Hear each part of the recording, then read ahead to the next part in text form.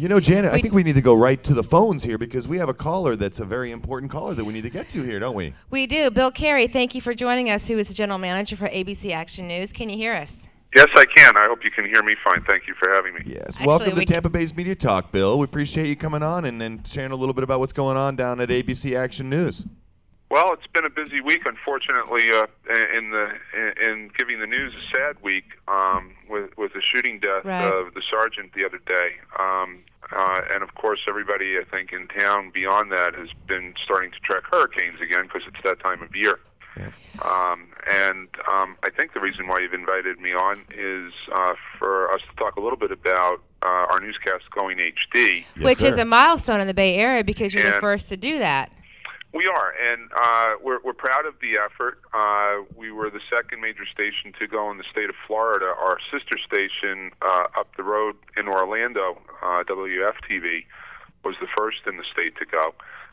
And around the country, there's only about 40, I think it's up to 50 now, that have gone on. We own another television station, our company does, in West Palm Beach, and they just recently went within the last week or two.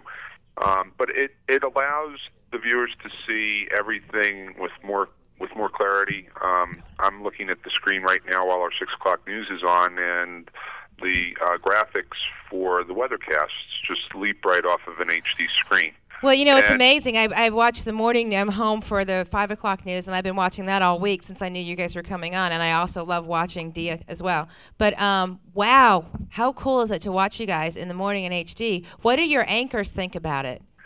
You know, I think there was rumblings and trepidation from stories about the coming of these super sharp studio cameras and what people might look like and picking wardrobes. I think it turns out, well, fortunately, we're blessed with a fairly good-looking staff, so they don't have much to worry about. And they're naturals in front of the new cameras. But it turns out it's not really that big a deal. You know, people might be interested, you know, and I think most people know that on camera, because of the hot lights and the heat that's generated, you need to wear studio makeup. And it turns out you wear less makeup because the camera will pick it up. And so if you put too much on or if you don't blend it right, it's a distraction for viewers, and they'll focus on that instead of paying attention to the stories. Well, you know, that's it's great that everybody's embracing the HD now.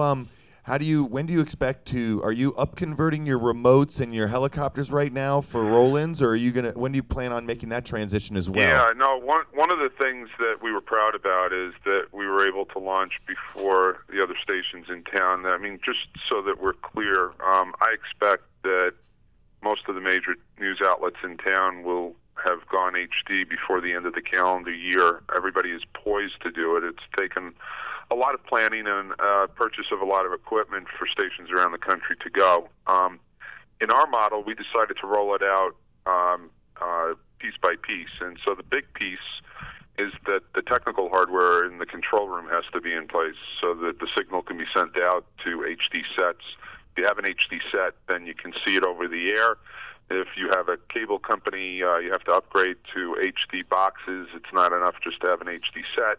So it's a learning curve because a lot of people aren't aware of these things. And we decided to start with our studio cameras and roll it out one thing at a time. So late July, we rolled out the studio cameras, and then a week later, we rolled out our weather graphics, and then a week later, we rolled out our live radar pictures within weather because that's a separate component.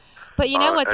I'm sorry. No, I'm sorry. Go ahead. What's awesome, though, is I was watching Susan Casper, I think, on Tuesday morning, and she was on the field. But because I was watching on an HD signal, she looked amazing as well, even on the field reporting. Yes, and, you know, we've tried not to deceive anybody. The field reporting is still standard cameras, but we've now offered it in 16:9, and because it goes through the new equipment and the upgraded or HD control room, you're going to see even a normal picture out in the field sharper. It's what they call up-converted, and it sounds like what that might suggest, which is it's upgraded and converted to what a HD picture might look like. Not to get too complicated or technical, but around the area in Tampa, the receive sites can't receive an HD signal from everybody's live trucks. This has nothing to do with the station. The physical equipment around town has to be upgraded. That's probably not going to happen until January, and so you won't see from the field live pictures from anybody until that changes. And when that changes, I think that everybody will be in the market in the game of live pictures from helicopters and from field reporting. And so we decided not to wait because we knew that that was a stumbling block. If we waited and put a nice pretty bow around it, that was time to market. And, well, I hope, Bill, we appreciate it. I hope my new HD TV comes with a bow wrapped around it at Christmas time, you know. But you guys have done a wonderful job, innovators as usual.